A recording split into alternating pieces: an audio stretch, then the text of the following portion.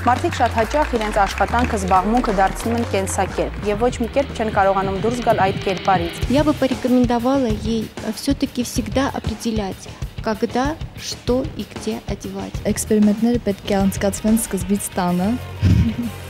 եւ ստանան դրական կամ բացասական պատասխան։ Եթե դու գնում ես փողոցում եւ քեզ ասում են «Красавица», դրա մեջ ոչ մի բան չկա։ Եթե քեզ ասում են «Ծիտ», դրա մեջ էլ բան չկա։